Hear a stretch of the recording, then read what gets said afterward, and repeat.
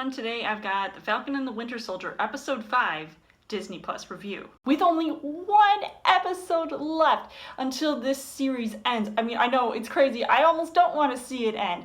And after what happened last week, what more could possibly draw me in to see this show? As far as the story goes, just in that opening scene alone, if you saw me live reacting, which I kind of wish I did at first, but I don't really do those things, so I would have to say that I was in shock of what I saw. I was smiling until eventually going completely crazy with the events that had unfolded, because since that jaw-dropping cliffhanger at the end of last week's episode, John Walker was going to have to answer to Sam and Bucky and face them for how he handled a supposed bad guy with the Captain America shield. I mean, that scene was intense, and the fight sequence was just so well choreographed. I mean, I was feeling like it was a complete throwback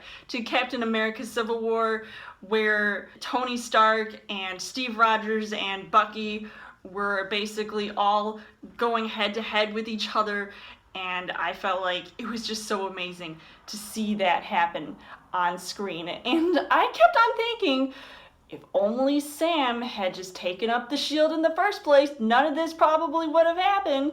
Though Bucky was kind of being moody before walking away. I mean, I don't know. His character's kind of complicated. So, I mean, I don't know if I should always give him a pass when he behaves a certain way, or he just feels like he's not completely 100% in it like Sam would be, as far as what, he's doing, to help, save the world and stop people from doing certain things. And I feel like one of the pivotal moments that I felt shocked me, or just at least stood out to me, was when Sam touched the bloodied shield, and I was like, no, baby. You gotta clean that. I mean, it was just so powerful to see that it's almost like, the aftermath of seeing, like, how could John Walker do this? And I just felt like someone needs to power wash it with some disinfectant or something, because I just think it's crazy to see Sam, seeing the way that the shield was treated in this manner. And not only is John Walker a problem to basically everybody, not just Sam and Bucky, and I feel like the organization that he, works for, is also, kind of responsible too, but, he sort of needs to still answer for his crimes. And then Sam and Bucky shouldn't have to deal with his candy ass anymore. They were here to help. He claims he was here to help, but then look what happened. And Carly, on the other hand, is still evading them too, so I don't know what's going on with her, but she's got her own agenda still. And speaking of John Walker, once again, I can't stop talking about him. I feel like he stands out a lot in this episode when he has to face consequences. Speaking of the government organization, and he's trying to defend himself by saying, "Oh, you built me." Like, obviously that statement couldn't be true unless he took the super soldier serum, because the other Captain America, Steve Rogers, actually was built or transformed to really play this role that John Walker basically just threw away. So as far as the casting goes, Anthony Mackie's Sam at this point really does deserve a second chance at becoming Captain America and wielding the shield. And I mean, he looked hot training to do so, so I think, he does deserve it just on those grounds alone. And though when he visits Isaiah Bradley's character, and it is very touching yet powerful to see that moment between the two of them, and how there was a serious injustice done when he could have been the face of Captain America and be the OG, but time was not kind to him, and it was very telling that maybe things, even though they say things have changed since then, there are still, there's still work to be done, and there's still progress to be made.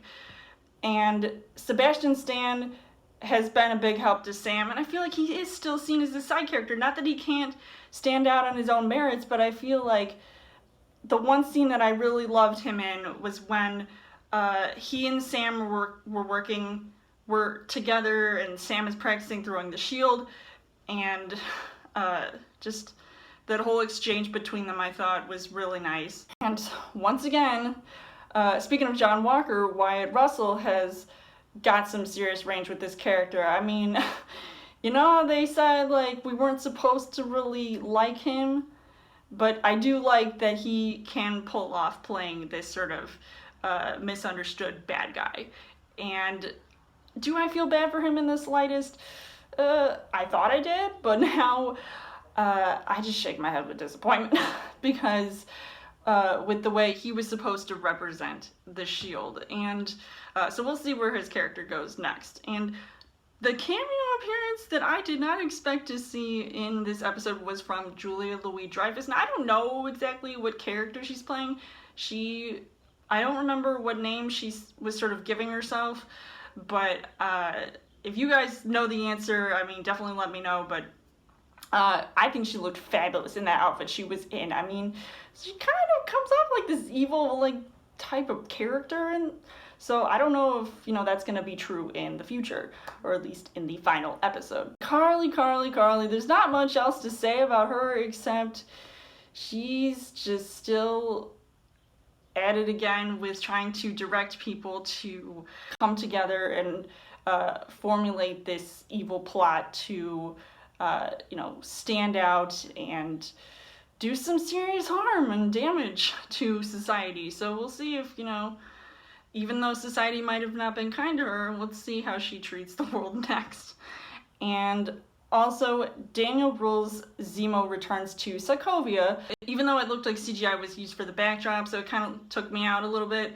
But Bucky follows him, looking like he wants to kill him and maybe try to, you know, seek revenge for what he did to him. But that exchange doesn't seem to faze Zemo one bit, and he probably would have been satisfied if he did kill him. Because what else does he have to live for except maybe trying to be the next super soldier?